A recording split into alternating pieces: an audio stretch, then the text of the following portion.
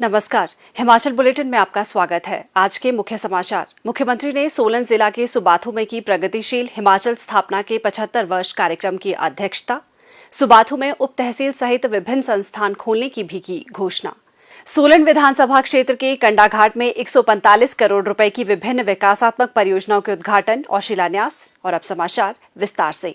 हिमाचल प्रदेश के अस्तित्व में आने के 75 वर्ष के उपलक्ष्य में प्रगतिशील हिमाचल स्थापना के 75 वर्ष समारोह के अवसर पर सोलन जिला के कसौली विधानसभा क्षेत्र के सुबाथू में एक भव्य कार्यक्रम आयोजित किया गया।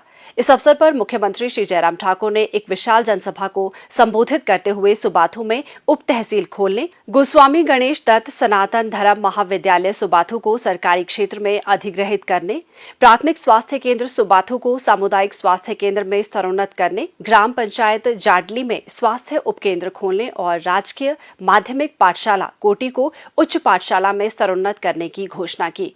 मुख्यमंत्री ने कहा कि देश ने लंबे संघर्ष और अनेक बलिदानों के पश्चात स्वतंत्रता प्राप्त की है, इसलिए ये महत्वपूर्ण है कि युवा पीढ़ी को हमारे महान स्वतंत्रता सेनानियों द्वारा दिए गए बलिदानों के बारे में जागरूक किया जाए। उन्होंने कहा कि केंद्र सरकार ने इस ऐतिहासिक वर्ष को आजादी का अमृत महोत्सव के रूप में मनाने का निर्णय लिया है। राज्य सरकार ने भी इस अवसर को भव्य तरीके से मनाने के लिए आजादी का अमृत महोत्सव के अंतर्गत विभिन्न विभागों के कार्यक्रमों का एक कैलेंडर तैयार किया है।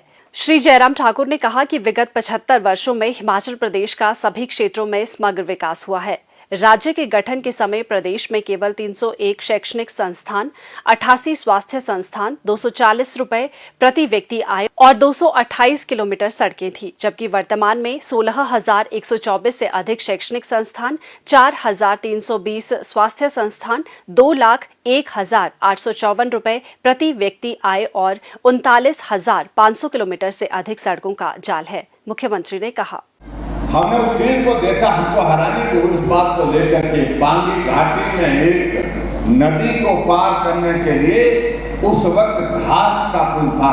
घास को बांध करके घास की रस्सियां बना करके पुल बनाया गया था और लोग उस पुल के ऊपर से जाकर के पार कर रहे थे उस नदी। अब कल्पना करिए, ये 1948 से पहले का लिखा था। यहां पर भी आप प्रदर्शनी देख रहे होंगे। चंबा में रावी नदी को पार करने के लिए भैंस की खाल को उसमें हवा डाल करके उसको बांध दिया जाता था, पूरा उसको फैला दिया जाता था और उसको पकड़ करके आदमी उस रावी को पार करता था, उस नदी को पार करता था। और बिजली कहां थी?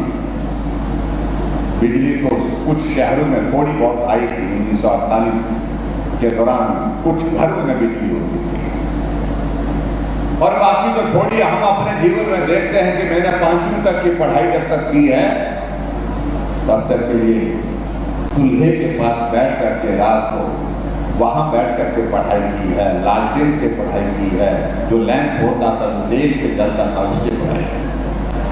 मैं इन बातों के इसलिए मैं जिक्र करता हूं कि नई पीढ़ी के लोग यहाँ पर सोच रहे हैं, यार ये भ्रांतों की बातें क्यों कर रहे हैं, इन सारी चीजों से क्या लेना है। ये इतिहास है, इस इतिहास को हमको समझना है, जानना है और इस यात्रा का जब हम जिक्र कर रहे हैं तो इन बातों का हमको रहना चाहिए, जानकारी रहनी चाहिए कि कब किस प्रकार की परिस्थितियां थी। जब सड़कों का जिक्र आता है मुझे लगता है कि स्वाभाविक रूप से हमारी बात अधूरी रहेगी। हमें जिक्र करना चाहिए, हमें याद करना चाहिए, अगर हिमाचल प्रदेश में गांव के लोगों का हित को उतारने का सबसे ज्यादा किसी नेतृत्व ने काम किया, ये श्रेय हमारे देश के यशस्वी पूर्व प्रधानमंत्री रहे अटल बिहारी वाजपेयी जी को जाता है, जिन्होंने प्रधानमंत्री ग्राम सड़क योजना को शुरू किया। आप कल्पना करिए, अटल जी ने उस वक्त इस बात को महसूस किया कि प्रदेश के पास साधन बहुत सीमित होते हैं, मैदानी इलाके में सड़क बनाना सरल है, लेकिन पहाड़ी इलाके में सड़क बनाने में पैसा बहुत लगता है, समय बहुत ज्यादा लगता है।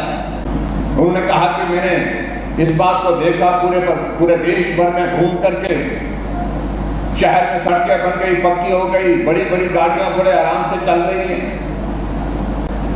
जिंदगी बहुत आराम की भी हो गई, आना जाना सरल हो गया। लेकिन मैं गांव आता हूं तो गांव में देखता हूं कि आज भी लोगों की पीठ का बोझ नहीं उतरा है। इस बोझ को उतारने के लिए मैं केंद्र सरकार की ओर से प्रधानमंत्री ग्राम सड़क योजना की शुरुआत कर रहा हूं।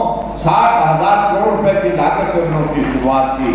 और आज मुझे इस बात की खुशी है, हिमाचल प्रदेश में अगर हम जिक्र करते हैं कि 39,500 किलोमीटर सड़क बन करके तैयार की है, 39,500 में से 20,000 किलोमीटर से ज्यादा सड़कें प्रधानमंत्री ग्राम सड़क योजना है, जो अटल जी की देन है, उनकी एक सोच है। इसलिए मैं समझता हूं कि अटल जी को एक बार उनको उस योगदान के लिए हमको जोरदार ढंग से उनका अभिनंदन करना चाहिए। उन्होंने कहा कि सितंबर 1972 से अस्तित्व में आने के उपरांत सोलन जिला ने सभी क्षेत्रों में अभूतपूर्व प्रगति की है। श्री जयराम ठाकुर ने कहा कि राज्य सरकार ने समाज के हर वर्ग के कल्याण और हर क्षेत्र के चहुमुखी विकास के लिए कई योजनाएं शुरू की हैं।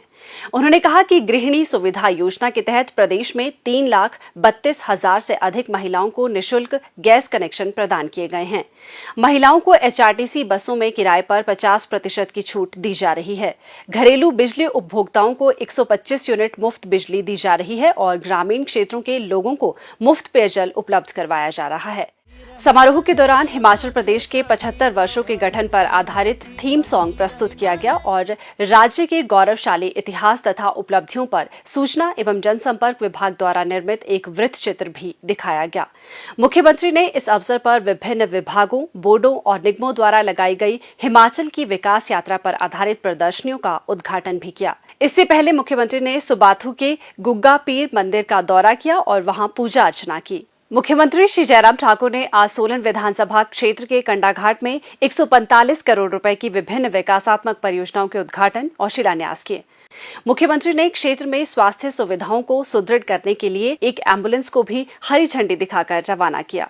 इसके उपरांत मुख्यमंत्री ने प्रगतिशील हिमाचल स्थापना के 75 वर्ष समारोह के अवसर पर आयोजित कार्यक्रम में एक विशाल जनसभा को संबोधित करते हुए कहा, हम हर क्षेत्र में आगे बढ़ते हुए यहां तक जहां पहुंचे हैं, इसमें मैं एक बात मैं जरूर कहना चाहता हूं, अगर इस यात्रा में सबसे बड़ा योगदान किसी का रहा तो वो हिमाचल प्रदेश की जनता का रहा, आप सब भाई बहनों का रहा। इसलिए हम इस योगदान को किसी और को डेडिकेट नहीं कर रहे हैं, हम हिमाचल प्रदेश के उस मजदूर को डेडिकेट कर रहे हैं जिसने मजदूरी करके हिमाचल की प्रगति में अपना योगदान दिया है। हम उस अध्यापक को डेडिकेट कर रहे हैं जिसने हिमाचल प्रदेश में स्कूलों में जाकर के बच्चों को पढ़ा करके उनको आगे बढ़ने के लिए प्रेरित किया है। हम उन डॉक्टर, इंजीनियर्स और इसके साथ साथ में समाज में चाहे वो पुलिस कर्मी है, चाहे वो दूसरे विभाग में काम करने वाले लोग हैं, उस किसान को, उस बागवान को डेडिकेट कर रहे हैं। ये 75 वर्ष का ये कार्यकाल का विकास का ये सफर, ये यात्रा, जिनका योगदान बहुत ज्यादा रहा है। भाइयों और बहनों, आप सबके आशीर्वाद से हिमाचल प्रदेश में पिछले 4.5 वर्ष से ज्यादा यानी कि 4.25 वर्ष का कार्यकाल होने लग पड़ा। हमारी सरकार को आप सबका सहयोग मिला, आप सबका साथ मिला, उसके लिए मैं आप सबका हृदय से आभार व्यक्त करता हूं। आदरणीय नरेंद्र भाई मोदी जी के नेतृत्व में जहां देश मजबूती के साथ आगे बढ़ रहा है, उनके नेतृत्व को और मजबूती देने की आवश्यकता है। और हम हिमाचल के लोग तो सौभाग्यशाली हैं, आदरणीय प्रधानमंत्री नरेंद्र भाई मोदी जी का बहुत अपनापन हिमाचल के लोगों के साथ है। जब भी वो हिमाचल का जिक्र करते हैं, सदैव इस बात का जिक्र करते हैं, जब मैं हिमाचल आता हूं मुझे लगता है कि मैं अपने घर आया हूं। ये वही व्यक्ति कह सकता हूं जिसके दिल में हिमाचल के लिए वो स्थान है। सोलन के लिए कॉरपोरेशन मांगी, कॉरपोरेशन दी। सोलन के विकास के लिए जो पैसा मांगा, हॉस्पिटल के लिए पैसा मांगा, वो पैसा दिया। सड़कों के लिए पैसा मांगा, सड़कों के लिए पैसा दिया। पेयजल योजना के लिए पैसा मांगा, उसके लिए पैसा दिया। हर तरह से जो मदद हम कर सकते थे वो हमने करने की कोशिश की और आने वाले समय में भी आप सबके लिए हम मदद करेंगे। जो डिग्री कॉलेज ममलीग में, शायरी में मांगा गया है, इसको हम स्वीकार करेंगे। हिमाचल बुलेटिन देखने के लिए सब्सक्राइब करें YouTube channel IPR Himachal, follow करें ट्विटर @DPRHP, लाइक करें Facebook page information and public relations department Himachal Pradesh, visit करें वेबसाइट www.himachalpr.gov.in। इस अंक में इतना ही। कल फिर होगी मुलाकात। दीजिए इजाजत। नमस्कार।